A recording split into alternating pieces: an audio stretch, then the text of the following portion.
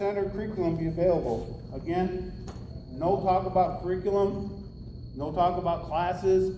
That's not where we're going. What you see here are examples of stuff that we provide our students and all year long through conversations with our students.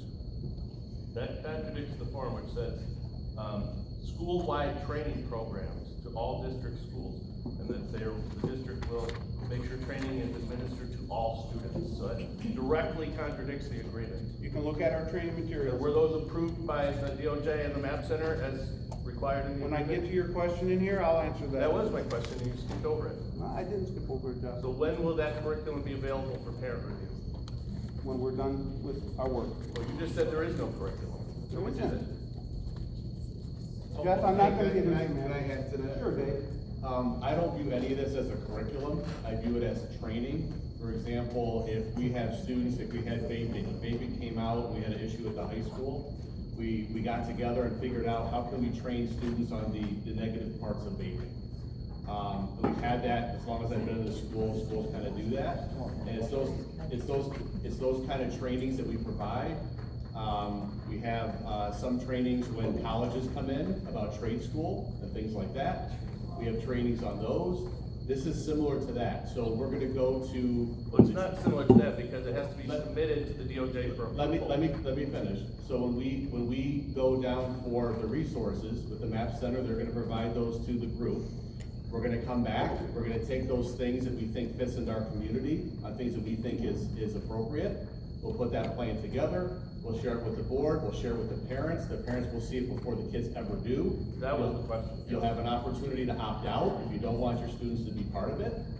That's all part of the plan on how we're gonna proceed, but it's not a curriculum where it's gonna be into my curriculum, binders and how we do curriculum and where it's a constant thing. We It's how do we can do say it. training materials then.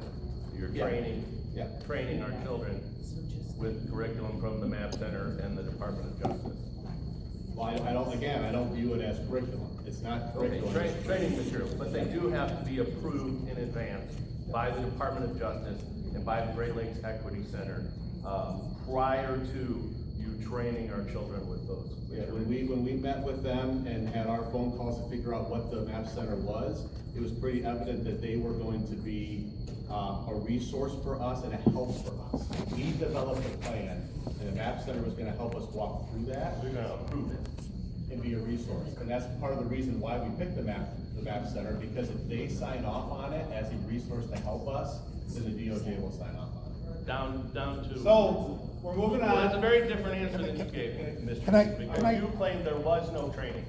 And now Mr. Minsker has been honest with the crowd and told us that there is training that's gonna be administered to all the children. It has to be approved by the DOJ and by the Great Lakes Equity Center, MAP Center. Jeff, I'm not gonna argue These with materials you. have not been approved and do not count. Quick question for Dave. So this opt-out, when it comes Hang time on, to opt Glenn, out. if you have a question, put your question on No, the this paper. this came up Okay, just in we'll Dave's get to it. answer, but if they opt out, is the student's name gonna be on record that they opted out? Or what's this opt-out for? There is none at this What, point. no, but Dave just said it, there will be an opt-out. So what's the We process? don't have any plan for it yet, we don't know what the training's gonna be yet. Will you be reporting who opts out?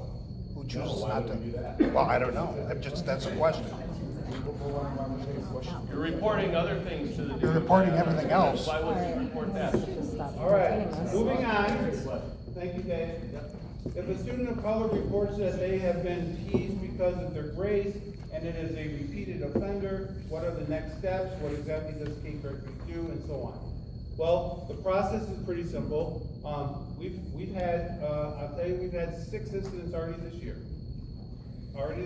Of students using language and whatnot that shouldn't be happening. And again, I think if I share the details, you all go, oh, that shouldn't be happening, bad decisions. They have consequences at school, and they go to what we call an expulsion hearing.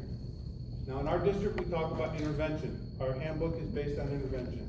So what that forces the hand of the parents having to come with the child to central office to have an expulsion hearing. Doesn't mean they'll be expelled from school. It's to talk about the behavior, how it affects the school environment, how it affects their learning, how it affects the other child's learning, and if you're gonna return to this high school, or the middle school, or the elementary school, you have to agree that you can't do this, right? So that's all part of the process, but it involves the parents in that process. It's not just like when I was in school and they suspended you and called the parent and said, you know, he's suspended, and my parent go, okay, you know, it causes the parents to have to be involved in that process.